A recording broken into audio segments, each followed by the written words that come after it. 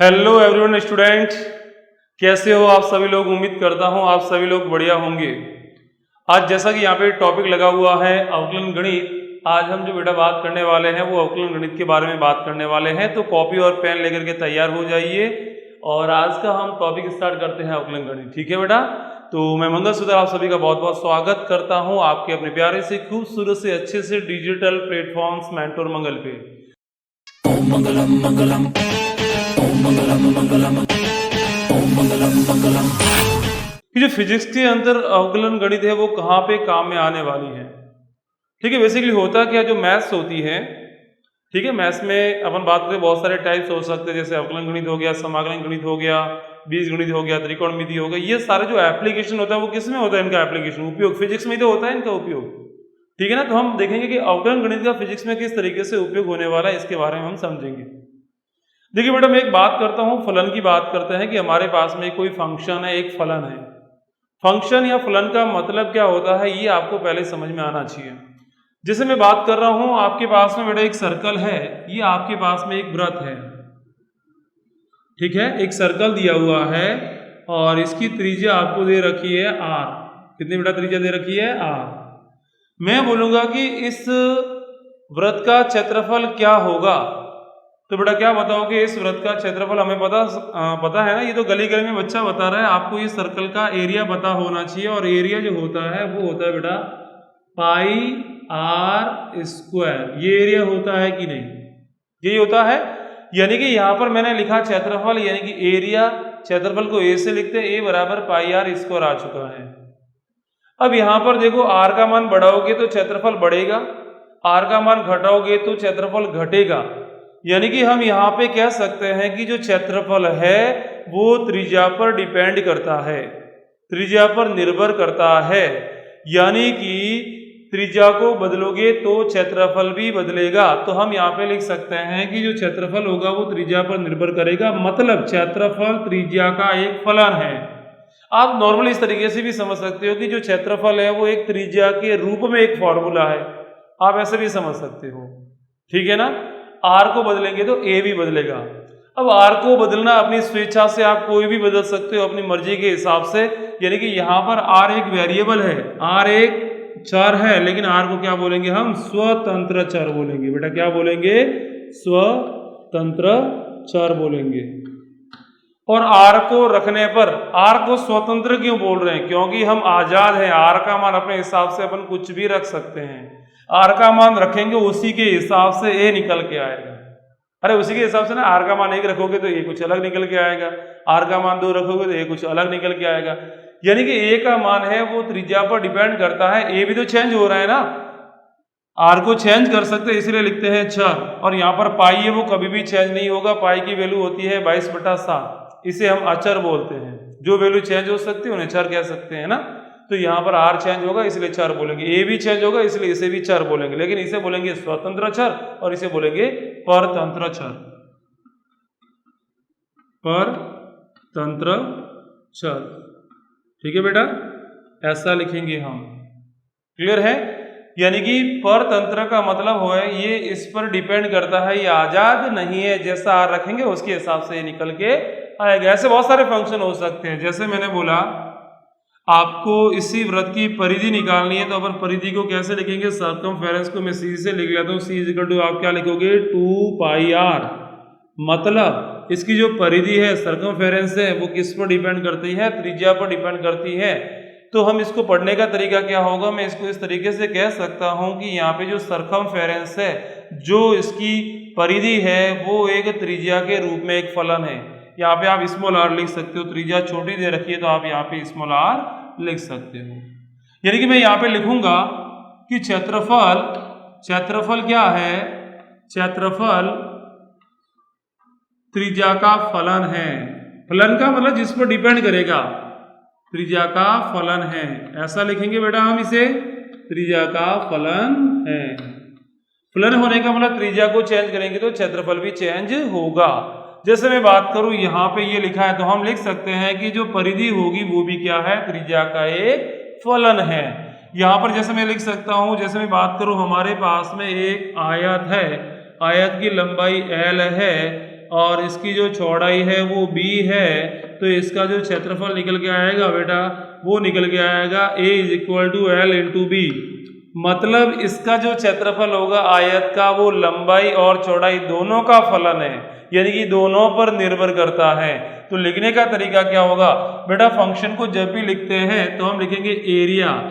Area क्या है, function है, यानी कि एफ है। किसका एफ है, एफ ऑफ आर, आर का फंक्शन है, इसको लिखने का तरीका होगा। और कैसा फंक्शन है, अरे इसको एरिया को मैंने इस तरीके से लिखा है तो आपको ये समझ में आ जाएगा कि ये जो क्षेत्रफल है वो त्रिज्या पर डिपेंड करता है। और कैसे डिपेंड करता है, तो वो पाई आर स्क्वायर के रूप में डिपेंड करता है। जैसे यहाँ पर लिखा जाए तो हम यहाँ पे लिख सकते हैं कि क्षेत्रफल है आयत का क्षेत्रफल वो लंबाई तथा चौड़ाई दोनों का फलन है। तो हम यहाँ पर जब लिखेंगे तो मैं लिख सकता हूँ एरिया क्या है, फंक्शन है। किसका फंक्शन है, एल कॉमा बी का है। ये लिखने का तरीका होता है। क्लियर है। तो यहाँ पे तो बहुत सारी भौतिक राशियां होती है।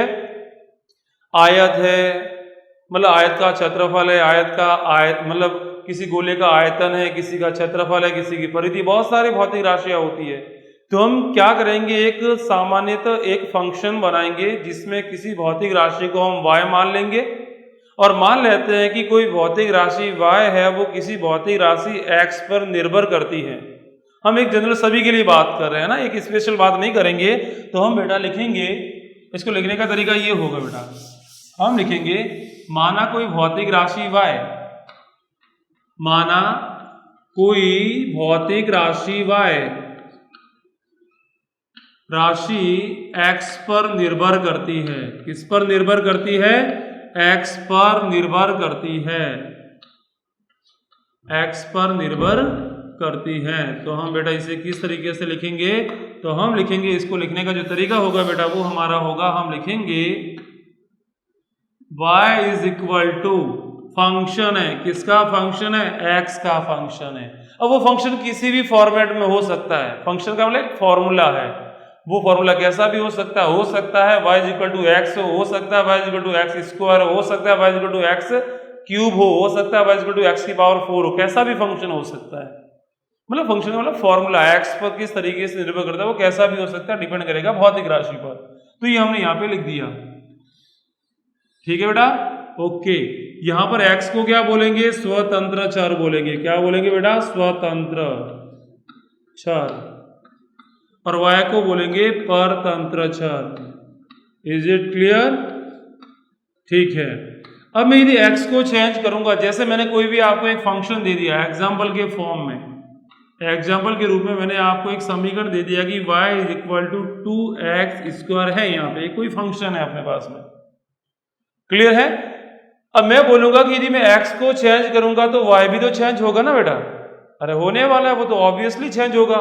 यानी कि हम बोलेंगे कि x में x को बदलने पर y भी बदलेगा। बदलेगा कि नहीं बदलेगा, बदलेगा ना। तो ऐसे हम लिख सकते हैं कि x को बदलने पर y में भी परिवर्तन होगा।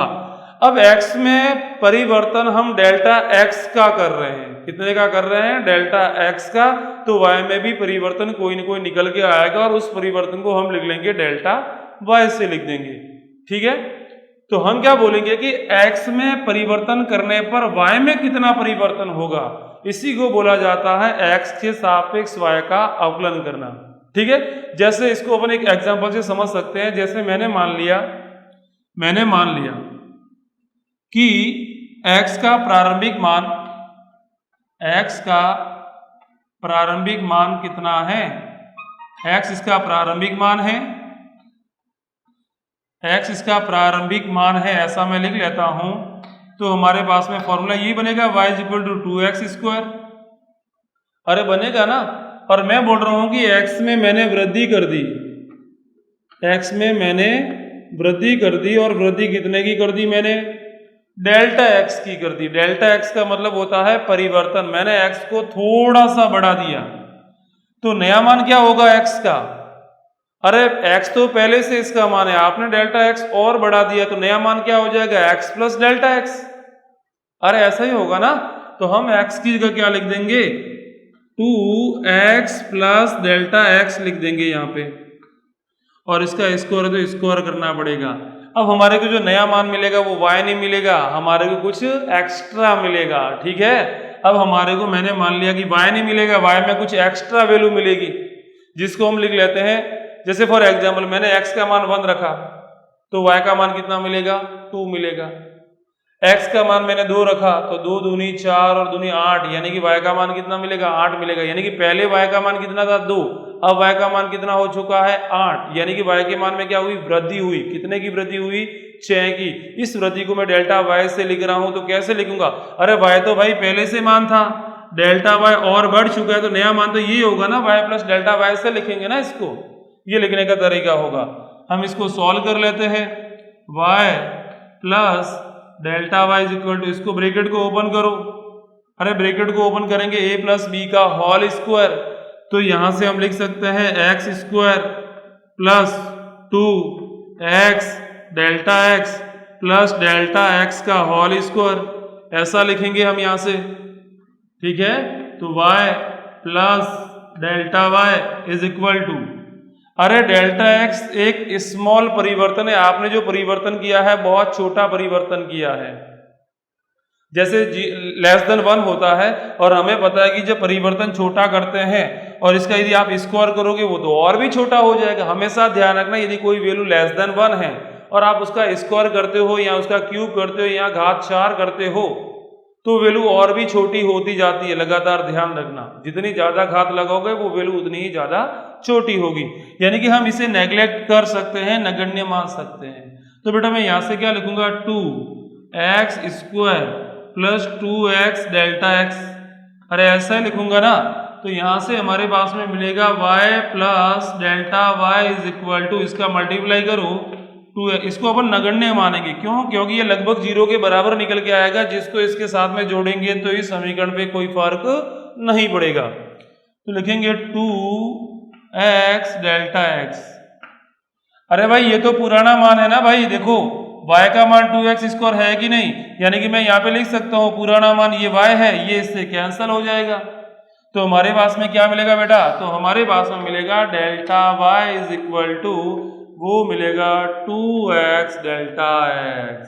कितना मिलेगा, तो इस तरीके से बेटा आप इसका आंसर निकाल सकते हो कि भाई आपने इसके अंदर डेल्टा x की वृद्धि कर दी तो y में जो वृद्धि डेल्टा y है वो कितने निकल के आएगी, 2x डेल्टा x निकल के आएगी। जैसे इसका मान कितना था, x बराबर 1 था इसका मान स्टार्टिंग में। ठीक है, अब आपने क्या कर दिया, x बराबर 1 पर इसके मान में हल्का सा परिवर्तन कर दिया 0.1 का, तो x का मान 1 रखोगे, इसका मान 0.1 रखोगे, तो जो भी वृद्धि होगी कि इसका y के मान में कितनी वृद्धि है वो यहाँ से बेटा निकल के आ जाएगी। अब यहाँ पे ठीक है, यहाँ पे घात 2 होती है तो आप इजिली आंसर निकाल सकते हो। आप क्या करोगे, यहाँ पे घात 2 है तो आप क्या करोगे, x में हल्का सा वृद्धि कर दी डेल्टा x की, तो y में कितनी वृद्धि हुई उसको डेल्टा y मान करके इसको सॉल्व कर लोगे आप। इसकी घात 3 होगी तो बेटा कैसे करोगे आप, x प्लस डेल्टा x की पावर 3 करोगे, इसको 3 बार क्यूब करके मतलब पावर 3 करके इसको सॉल्व करके आंसर निकालोगे। पावर 4 होगी, पावर 5 होगी, तो ये जो यहां से आप इस मेथड से जब आंसर निकालने जाओगे ना एक बड़ा लंबा मेथड बनेगा। तो हम क्यों ना एक ऐसा मैथमेटिक्स बना लेते हैं जहां पे हमारे को डायरेक्ट फॉर्मूले याद होंगे, उन फॉर्मूले को अपन काम में लेंगे और डायरेक्ट आंसर निकालना सीखेंगे। जैसे यहाँ पर मैं बोलूँ कि डेल्टा x परिवर्तन करने पर डेल्टा y ये मिला, यदि मैं बोलता कि एकांक परिवर्तन करने पर, तो आप ऐसा लिखते ना कि यदि मैं एकांक परिवर्तन करता तो क्या लिखता, डेल्टा y बटा डेल्टा x, और वो क्या निकल के आता, 2x निकल के आता। और डेल्टा x ये गैप बहुत छोटा हो, कितना गैप हो, बहुत ही छोटा हो, डेल्टा x 0 की ओर अग्रसर हो, मतलब बहुत हल्का सा परिवर्तन कर रहे हो आप, ज्यादा नहीं कर रहे हो, 0.00000000001 का करो, इतना छोटा परिवर्तन कर रहे हैं। ठीक है, तो जो छोटा परिवर्तन करेंगे तो हम यहाँ पे इसको लिख सकते हैं, डेल्टा x को dx लिख सकते हैं, स्मॉल परिवर्तन को।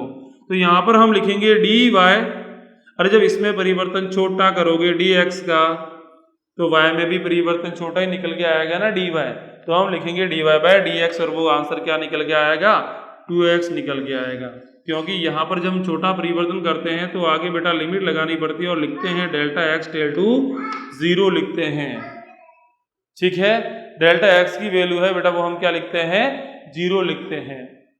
तो यहाँ पर मैंने डेल्टा एक्स की वैल्यू को 0 रखा और इसको मैंने सॉल्व किया तो dy अपॉन में dx 0 की, और इसको बोला जाता है 0 नहीं है, डेल्टा एक्स की वैल्यू 0 नहीं है, 0 की और अग्रसर हो रही है, इसको पढ़ा जाता है टेन टू बी 0 करके। ठीक है, 0 बनने की कोशिश कर रही है, तो हम यहाँ पे अप्रोक्सीमेटली 0 के आसपास रखेंगे, यानी कि बहुत छोटी वैल्यू रख रहे हैं, तो हम इसको dx लिख सकते हैं। जब छोटा परिवर्तन करेंगे तो ये भी छोटा सा मिलेगा, और बहुत छोटी वैल्यू को हम dy से लिखते तो आंसर मिलेगा dy by dx equal to 2x। और इसको पढ़ने का तरीका होता है बेटा, इसको पढ़ने का तरीका होता है कि x के सापेक्ष y का अवकलन, मतलब x में परिवर्तन करने पर, एकांक परिवर्तन करने पर जो y में परिवर्तन निकल के आता है उसी को बोला जाता है x के सापेक्ष y का अवकलन। x को बदलने पर y के मान में बदलाव होना, और वो बदलाव कितना निकल के आएगा, 2x के बराबर निकल के आएगा। ठीक है, इसी को बोला जाता है अवकलन। तो हम यहाँ पे इस तरीके से पूरे प्रोसेस से नहीं करेंगे, हमारे पास में अवकलन गणित के कुछ एक फॉर्मूले होंगे, उन फॉर्मूलों को हम काम में लेंगे और आंसर यहाँ पे निकालेंगे। ठीक है, जैसे मैंने बोल दिया, देखो यदि आपको x की पावर n एक फॉर्मूला होता है, y इज इक्वल टू, मैंने ऐसे दे दिया x की पावर n, ऐसा कोई फंक्शन दे दिया आपको, फंक्शन का एक फॉर्मूला दे दिया x की फॉर्म में, मेरे को पूछा गया है कि y का अवकलन क्या होगा x के सापेक्ष।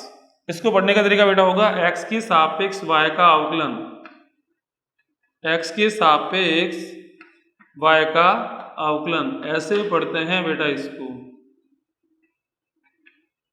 x के सापेक्ष y का अवकलन मतलब x में एकांक परिवर्तन करने पर y के मान में परिवर्तन। मतलब यहाँ पर भी पूछा गया है कि x के सापेक्ष y का परिवर्तन क्या होगा, मतलब x को बदलने पर y के मान में कितना बदलाव निकल के आएगा, वो हमारे को निकालना है।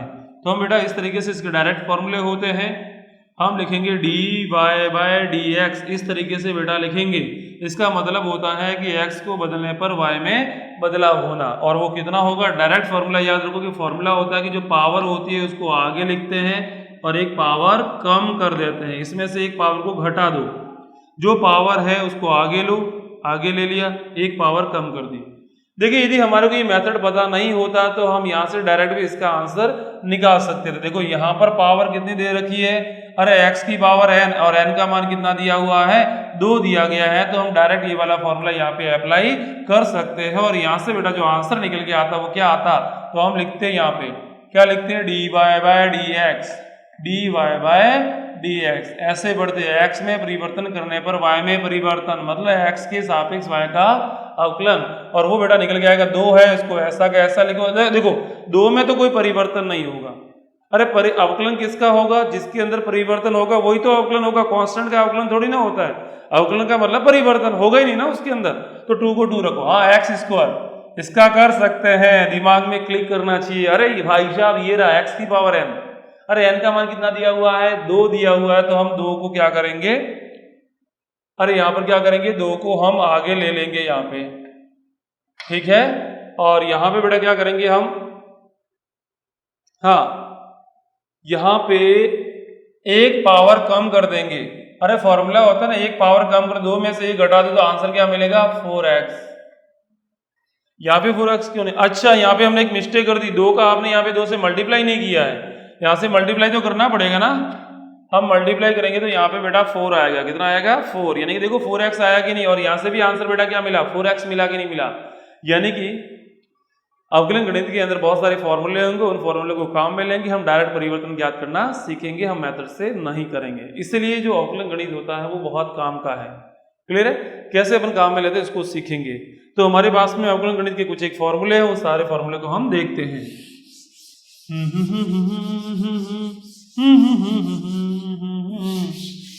ठीक है, तो यहाँ पर हम लिखते हैं अवकलन गणित के महत्वपूर्ण सूत्र, याद रखोगे बेटा, आपको डायरेक्ट फॉर्मूले याद होने चाहिए। महत्वपूर्ण सूत्र पहला कि जब भी हमारे को फंक्शन इस टाइप का दिया गया है y is equal to x की घात n, यदि मैं x में dx का परिवर्तन करूंगा तो y में परिवर्तन dy का होगा, कितना होगा, तो हम लिखेंगे dy by dx, dy by dx मतलब x के सापेक्ष y में परिवर्तन, यानी कि x के सापेक्ष y का अवकलन कितना आएगा, अरे घात को आगे लिखते हैं और एक घात कम कर देते हैं, ये बेटा फॉर्मूला होता है इसका। ठीक है, अब हम दूसरे की बात करते हैं। y इज इक्वल टू हमारे पास में दे रखा है कोई भी फंक्शन ऐसा दिया हुआ है sin x, यदि आप इसका अवकलन करोगे लिखोगे dy बाय डी एक्स। क्या लिखोगे? dy by d x. मतलब यहाँ पर x को मैं परिवर्तित करूंगा तो y भी परिवर्तित होगा। कितना होगा? तो लिखेंगे dy by d x equal to, इसका फॉर्मूला होता है cos x। क्या होता है बेटा? Formula cos x। ठीक है, ये फॉर्मूला आपको डायरेक्ट याद होने चाहिए। तीसरे फॉर्मूले की बात करें, यदि हमारे को कोई भी एक कांस्टेंट वैल्यू गिवन है, कोई भी वैल्यू हमारे को कांस्टेंट दे रखी है, तो इसका हम अवकलन करेंगे तो लिखेंगे dy by d x. dy by d x. अरे कांस्टेंट में परिवर्तन तो होगा ही नहीं, यानी कि अवकलन क्या होगा? 0 होगा। ध्यान रखना, जैसे मैंने लिखा y बराबर 4। अरे जब 4 में x को भले कितना भी चेंजेस करो, y बराबर क्या है? 4। उसमें कहीं x लिखा हुआ ही नहीं है, तो x को भले कुछ भी रखो ना, y बराबर 4 है तो वो 4 ही रहेगा, यानी कि कोई परिवर्तन y में निकल के नहीं आएगा, यानी कि dy बाय डी एक्स कितना होगा? 0 होगा। फोर्थ की बात करें हम, y इज इक्वल टू आपको दिया गया है बेटा cos x दिया गया है, और आपसे बोला गया है कि इसका यदि हम अवकलन करेंगे dy बाय डी एक्स करेंगे तो वो क्या निकल के आएगा? तो बेटा फॉर्मूला याद रखना है, इसका जो अवकलन होता है वो माइनस का sin x होता है। एक फॉर्मूला बेटा याद रखेंगे हम, y is equal to e की पावर x है, तो इसका जब भी हम अवकलन करेंगे तो अवकलन आएगा dy by d x is equal to वो आएगा e की पावर x ही निकल के आएगा। सेम होता है। अगला बेटा फॉर्मूला याद रखेंगे हम, फॉर्मूला नंबर 6 हमारे को दिया हुआ है y is equal to tan x दे रखा है। क्या दे रखा है? tan x। तो tan x का जो डिफरेंशिएशन होता है वो डिफरेंशिएशन होता है dy by d x is equal to वो बेटा होगा क्या? tan x का इंटीग्रेशन क्या होगा? सॉरी, डिफरेंशिएशन वो होता है sec स्क्वायर x होगा। हम बात करें 7 नंबर, जैसे आपको दे दिया y is equal to cot x दे दिया, तो इसका जो dy बाय डी एक्स होता है, डायरेक्ट बेटा फॉर्मूला याद रखना है, वो होता है माइनस cosec स्क्वायर x होता है। फॉर्मूला याद रखोगे, फॉर्मूला नंबर 8, यदि आपको दे दिया है y is equal to sec x दिया गया है, क्या दे रखा है? sec x, तो इसका जब dy बाय डी एक्स करेंगे तो वो बेटा निकल के आएगा sec x tan x। क्या निकल के आएगा? sec x tan x। Clear है? अगला फॉर्मूला हम देखेंगे, फॉर्मूला नंबर 9, यदि हमारे को दिया हुआ है y is equal to cosec x दिया हुआ है, y इज इक्वल टू हमारे को दिया हुआ है cosec x, तो इसका करेंगे dy बाय डी एक्स करेंगे तो वो बेटा निकल के आएगा माइनस में। अब देखो इसका बच्चा कोई तोड़ नहीं है, आपको याद रखने ही पड़ेंगे, इसका मेरे पास में भी कोई सॉल्यूशन नहीं है, ये बेटा आपको याद करना ही पड़ेगा। ठीक है, अगला एक और इम्पोर्टेंट फॉर्मूला है, आपको log x का भी ध्यान रखना है कि y इज इक्वल टू, यदि आपको log x दे दिया जाए a की बेस, यहाँ पर इसका इसे आधार कहते हैं, e जो होता है इसके आधार में लिखा होता है, इसका जब भी हम डिफरेंशिएशन करेंगे यानी कि अवकलन करेंगे तो वो अवकलन आएगा 1 बाय x। ये आपको फॉर्मूले याद होने चाहिए, बेसिक फॉर्मूले होते हैं जो फिजिक्स में अपने काम में आएंगे। ठीक है, ओके। जल्दी से आप या तो इसका स्क्रीनशॉट ले लो या फिर जल्दी से कॉपी के अंदर नोट कर लो, स्क्रीन को होल्ड करके, फिर मैं जल्दी से इसे रब करता हूं। लिख दिया बेटा? ठीक है।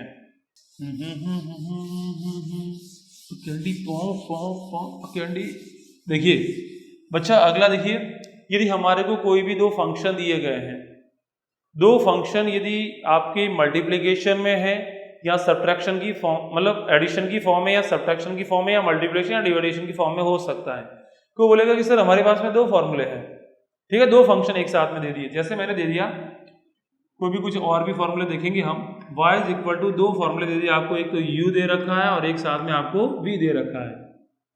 तो सर कैसे करेंगे इनका अवकलन?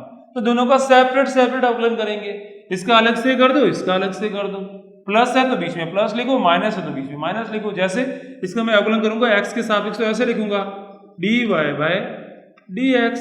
फंक्शन का मतलब आपको एक फॉर्मूला दिया गया है, वो फॉर्मूला कैसा भी हो सकता है, ऐसा दे रखा है आपको u की फॉर्म में, ठीक है, तो अपन लिखेंगे du बाय dx, इसका अलग से करेंगे, प्लस इसका अलग से करेंगे, यहाँ पे प्लस होगा तो प्लस होगा, बीच में माइनस होगा तो माइनस होगा। जैसे अपन एग्जाम्पल की बात करेंगे, एग्जाम्पल लेकर के चलते हैं।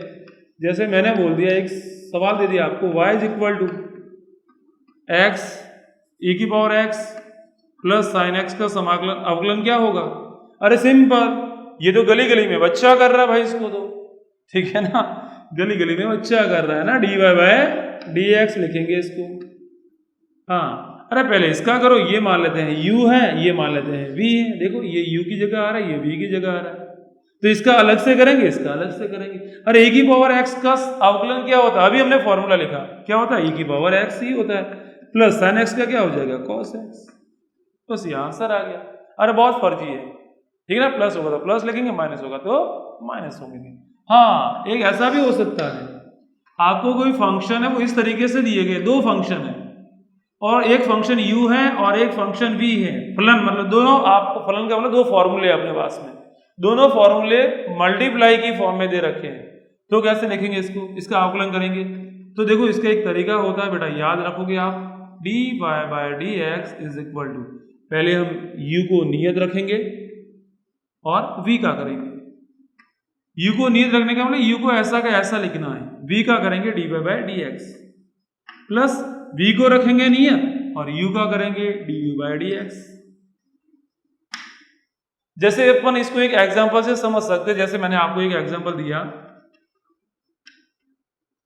कि हमारे पास में एक फंक्शन है, वो इस तरीके का दे रखा है a की पावर x और दोनों मल्टीप्लाई में दिए गए हैं, दोनों गुणा में दे रखे हैं, तो कैसे करेंगे? तो लिखेंगे dy बाय dx।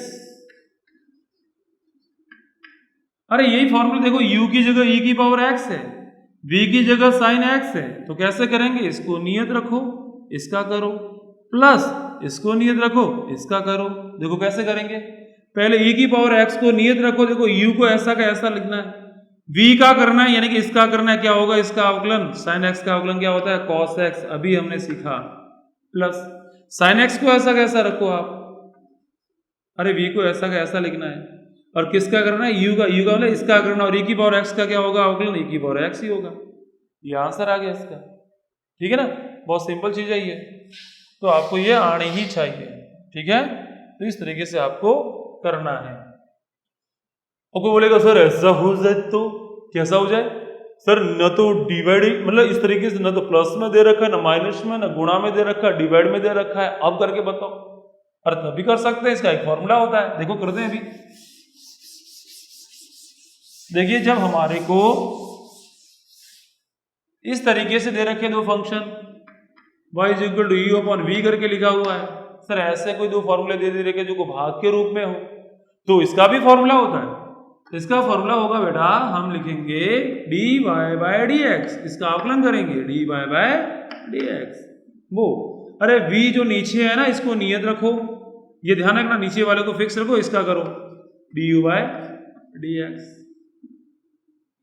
देखो गुणा में होते तो बीच में प्लस आएगा, लेकिन जब भाग में होंगे तो बीच में क्या आएगा? माइनस, और आप यहां पे लिखोगे v को नियत रखो, u का करो, u को नियत रखो, v का करो, अपॉन में नीचे जो होता है ना, इसका बेटा स्क्वायर भी करना पड़ता है साथ में, ये भी आप ध्यान में रखोगे, तो ये बेटा आंसर निकल के आ जाएगा। जैसे एक सवाल करते हैं, आपको यहां से क्लियर भी हो जाएगा। जैसे मैंने आपको एक सवाल दिया, y इज इक्वल टू, हाँ यहाँ पे दे रखा है e की पावर x अपॉन में साइन x, इसका अवकलन करो। अवकलन करने का मतलब जब x को बदलेंगे यहाँ पे तो y में भी परिवर्तन निकल के आएगा, कितना आएगा तो उसको निकालना है, तो वही आपको dy बाय dx करना पड़ेगा, dy बाय dx, यानी कि मैं x में परिवर्तन कितना का कर रहा हूँ? dx का, तो y में परिवर्तन कितना का आएगा? dy का, कितना आएगा? अरे ये फॉर्मूला देखो, u की जगह क्या है? e की पावर x, v की जगह क्या है? साइन x, ये फॉर्मूला यहाँ पर अप्लाई करो और आंसर निकालो इसका। चलो निकालते हैं, क्या करेंगे? नीचे वाले को ऐसा का ऐसा लिखो, चलो लिख दिया। इसका करेंगे ऊपर वाले का, e की पावर x का अवकलन क्या होगा? e की पावर x, फिर लिखते हैं माइनस, अरे ऊपर वाले को ऐसा का ऐसा लिखो, लिख दिया। नीचे वाले का अवकलन करो, क्या होगा? sin x का अवकलन cos x, और अपन में बेटा क्या करते हैं? नीचे वाले का स्क्वायर करते हैं, यानी कि v का स्क्वायर करके लिखते हैं, तो यहाँ पे लिखेंगे sin x का स्क्वायर, ये बेटा इसका अवकलन आ गया, आंसर आ गया। बहुत सिंपल चीज है, ठीक है ना। तो इस तरीके से हमारे को अवकलन करने हैं। अब यहाँ पे जो फिजिक्स में किस तरीके से काम में आएगा, हमारे को ये सीखना है। अवकलन का मतलब होता है dy बाय dx का मतलब होता है एग्जैक्ट, यदि अपन मीनिंग की बात करें तो यदि हम ग्राफ बनाए उस फंक्शन का, जैसे हमारे को एक फंक्शन दे रखा है, कोई भी फंक्शन, जैसे y equal to x square दे रखा है, तो उसका जो ग्राफ बनता है वो एक परवलयाकार बनता है। ठीक है, y बराबर एक्स दिया हुआ तो इसका जो ग्राफ बनेगा वो एक सरल रेखा बनेगा और मूल बिंदु से पास होगा। ये आपको ऐसे ग्राफ दे रखे हैं। तो हम क्या करेंगे, एक ग्राफ बनाएंगे, क्योंकि कोई भी फंक्शन दिया गया है उसका बेटा ग्राफ बनेगा, ये फिक्स है। उस ग्राफ के किसी भी बिंदु पर हम अवकलन करेंगे, किसी भी बिंदु पर अवकलन करने का मतलब यह है कि उस बिंदु पर आप ढाल निकाल रहे हो, उस बिंदु पर आप स्पर्श रेखा की ढाल निकालने जा रहे हो, यानी कि स्पर्शा निकाल रहे हो, यानी कि tan थीटा निकाल रहे हो, यानी कि प्रवणता निकाल रहे हो, ये मतलब होता है। चलो इसको समझते हैं अपन एक ग्राफ के द्वारा। ठीक है, रब कर दे बेटा इसे। ओके, एग्जैक्ट मीनिंग समझते हैं कि भाई डी बाई डी एक्स का मतलब क्या होता है, ये समझते हैं अपन एग्जैक्ट। ठीक है, तो ये सीखेंगे अपन, अच्छे से सीखेंगे इसको, बहुत बढ़िया तरीके से सीखना है।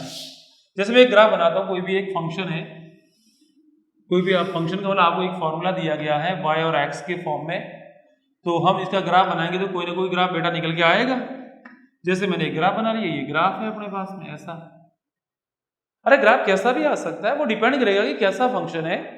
ठीक है ना, sin x का ग्राफ होगा तो ऐसा निकल के आएगा, y बराबर x दिया हुआ है तो ग्राफ एक सरल रेखा मिलेगा, आपको y बराबर एक्स स्क्वायर दे रखा है तो आपको एक परवलय मिलेगा। वो डिपेंड करेगा ग्राफ की आपको फंक्शन कैसा दे रखा है। मैंने कोई भी एक लेटेस्ट कंसीडर एज्यूम कर लेते हैं कि कोई भी ग्राफ आपको एक फंक्शन दे रखा है, उसका ग्राफ इस तरीके से निकल के आ रहा है।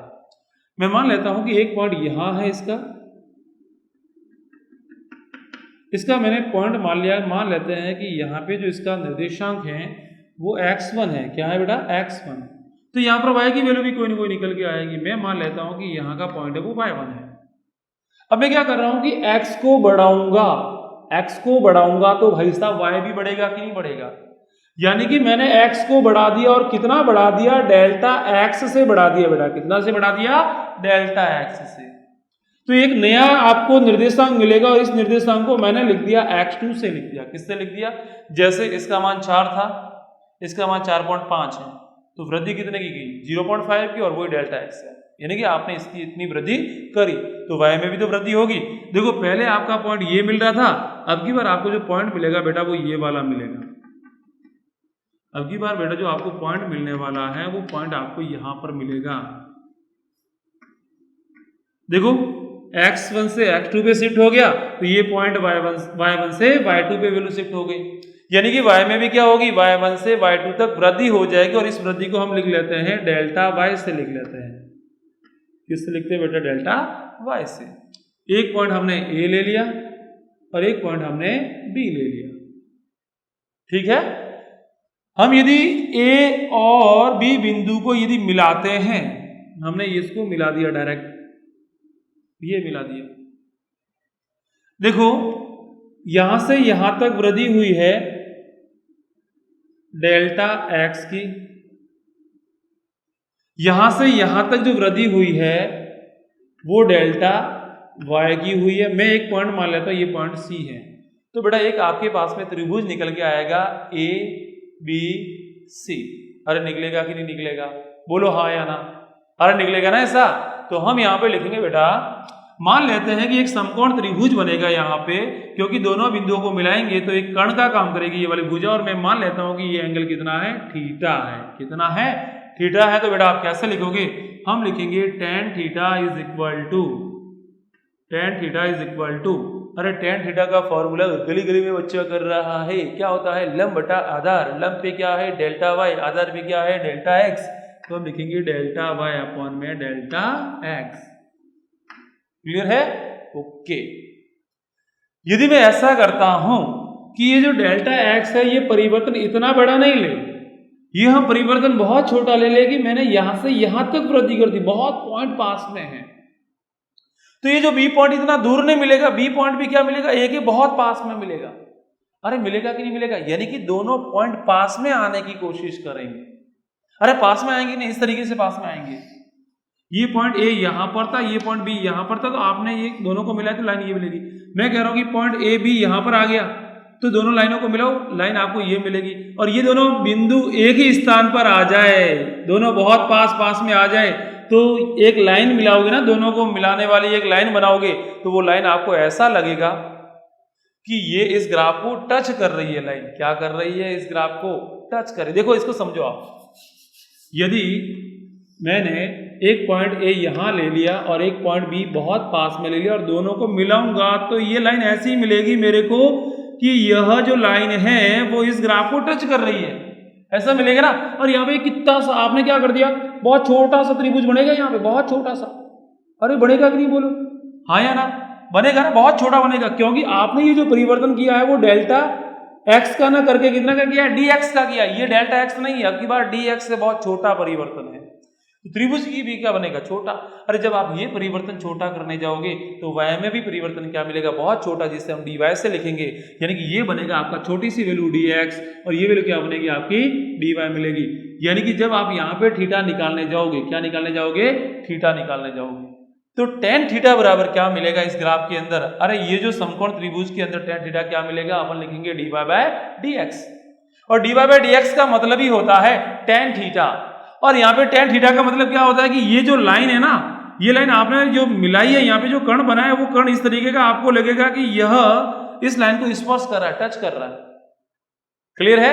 यानी कि इस लाइन को मैं यदि आगे बढ़ाऊंगा, इस लाइन को यदि मैं आगे बढ़ा देता हूं तो यहाँ पर कट करेगी, इस एक्स अक्ष के साथ में यहाँ पे कहीं ना कहीं कट करेगी और यहाँ पर एंगल थीटा बनेगा। अब थीटा एंगल आप यहाँ पे निकालो, बोले यहाँ पे निकालो, बराबर निकल के आएगा। अरे छोटा सा जो त्रिभुज है, थीटा यहाँ पर निकालो, बोले यहाँ पर निकालो, थीटा का मान बराबर निकल के आएगा। बोले tan थीटा यहाँ पर निकालो, बोले यहाँ पर निकालो, और जो tan थीटा होगा वो किसके बराबर निकल के आएगा, dy बाय dx के बराबर निकल के आएगा। क्योंकि देखो यदि dx की वैल्यू यदि मैं 0 ले लेता हूं फिर तो और भी बढ़िया है। dx की वैल्यू 0 लेंगे तो a और b का हो जाएंगे, दोनों बहुत पास में आ जाएंगे, एक दूसरे के ऊपर आ जाएंगे। यदि मैं कह रहा हूँ कि डेल्टा x का मान बहुत छोटा कर दिया जाए, धीरे धीरे कम कर दिया जाए, यानी कि पॉइंट को बहुत पास में लिया जाए और यहीं पे ले लेता हूँ और डेल्टा x का मान 0 ले लिया, ये जो बेटा पॉइंट आएगा वो एकदम से इसके एग्जैक्ट ऊपर आएगा। और एग्जैक्ट ऊपर आने की कंडीशन में दोनों पॉइंटों को मिलाओगे, a और b दोनों एक ही जगह पर है, दोनों को मिलाओगे तो एक टच करती हुई लाइन बनेगी उस ग्राफ के उस बिंदु पर, क्योंकि दोनों बिंदु एक ही जगह पर होंगे और दोनों बिंदु को मिलाना है तो एक टच करती हुई लाइन आएगी। आएगी कि नहीं आएगी? अब वहां पे एंगल आप थीटा निकालना बड़ा मुश्किल हो जाता है, तो आप क्या करो, इस लाइन को आगे बढ़ाओ तो यहाँ पर कोई ना कोई थीटा निकल के आएगा और उसी थीटा को बोलेंगे उस पॉइंट का tan थीटा बोलेंगे, और वो किसके बराबर होगा, dy बाय dx के बराबर होगा। बोलो बेटा हाँ या ना, समझ में आया कि नहीं आया? यानी कि यहां से हम लिखेंगे, यहां से लिखेंगे कि यदि डेल्टा x में अत्यंत अल्प परिवर्तन है, अत्यंत अल्प परिवर्तन है, अत्यंत अल्प परिवर्तन है, तो डेल्टा y में भी अल्प परिवर्तन होगा।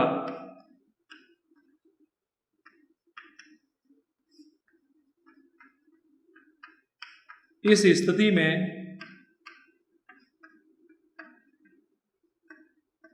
A तथा B बिंदु, A तथा B बिंदु समपाती होंगे, समपाती होंगे, और दोनों बिंदुओं को मिलाने वाली यदि लाइन खींचोगे तो एक स्पर्श रेखा होगी तथा उन दोनों उस बिंदु पर खींची गई स्पर्श रेखा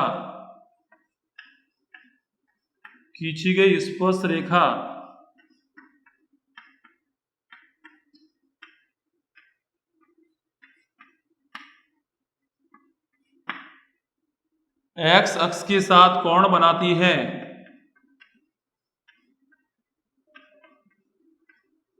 थीटा बनाती है, उसका tan थीटा, यदि आप उसका tan थीटा निकालने जाओगे, tan theta dy by dx प्राप्त होता है। क्या प्राप्त होता है? dy बाय dx प्राप्त होता है उस बिंदु पर। यानी कि हमारे को बेटा यहाँ पे लिखना पड़ेगा, एक कंडीशन लगानी पड़ेगी, क्या कि लिमिट लगाओगे। क्या लगाओगे? एक लिमिट लगा दोगे, क्योंकि आप 0 ले रहे हो ना, बहुत दोनों पॉइंट एक ही स्थान पे ले रहे हो, मतलब डेल्टा एक्स का मान 0, डेल्टा एक्स का मान 0 होने का मतलब आंसर यहाँ पे रखोगे इन्फिनिटी आएगा। ऐसा कोई गणित में संख्या नहीं होती है इन्फिनिटी नाम की। हम लगाएंगे लिमिट और लिखेंगे delta x tend to be 0 del y upon में डेल एक्स लिखेंगे, और इसी को बेटा बोला जाता है tan theta is equal to, अरे बहुत छोटा परिवर्तन है, डेल्टा एक्स टेन टू 0 यानी कि 0 की ओर अग्रसर हो रहा है, यानी कि ये पॉइंट यहाँ पर जा रहा है, इसके पास में जाने की कोशिश कर रहा है। तो जितना ज्यादा नजदीक जाएगा उतना डेल्टा एक्स छोटा निकल के आएगा, बट 0 नहीं होना चाहिए, क्योंकि 0 रखते तो आंसर इन्फिनिटी आएगा। इसलिए हम आगे एक लिमिट लगा लेते हैं कि लिमिट डेल्टा एक्स है वो 0 मत रखो, 0 की ओर अग्रसर रखो। तो इसी को बोला जाता है dy बाय dx। इसी को क्या बोलते हैं बेटा, dy बाय dx। मतलब सिंपल सा तरीका, किसी ग्राफ के किसी बिंदु पर एक स्पर्श रेखा खींचते हैं तो वो स्पर्श रेखा x अक्ष के साथ में कोई ना कोई एक कोण बनाएगी थीटा, उसका हम tan थीटा लेंगे, उसी tan थीटा को हम उस ग्राफ का हम ढाल भी कह सकते हैं। क्या कह सकते हैं बेटा, उसको हम ढाल भी कह सकते हैं। यदि मैं इसका डायग्राम बनाऊंगा तो डायग्राम बेटा इस टाइप का निकल के आएगा। जैसे इस पॉइंट की बात करें, ए और बी दोनों एक ही स्थान पर होंगे, तो दोनों पॉइंटों को मिलाऊंगा, दोनों एक ही स्थान पर मिलाएंगे तो एक स्पर्श करती हुई लाइन बनेगी ऐसे, और यहाँ पर एक एंगल बनाएगी थीटा, इसका मैं लूंगा tan थीटा, ठीक है। उसी tan थीटा को हम क्या बोलेंगे बेटा, ढाल बोलेंगे। क्या बोलेंगे, ढाल। इसी को हम बोलेंगे स्पर्शज्या, और इसी को बेटा हम बोलेंगे प्रवणता, और इसी को हम प्रदर्शित करते हैं m से। और इस ग्राफ की जो ढाल होगा किसी भी बिंदु पर, जैसे इस बिंदु पर हम ढाल निकाल रहे हैं, मतलब tan थीटा निकाल रहे हैं, तो वो इस बिंदु का x के सापेक्ष y का अवकलन कहलाता है। तो आई होप आपको ये जो अवकलन से संबंधित जो कॉन्सेप्ट है वो आई होप अच्छे से आपका क्लियर हो गया होगा।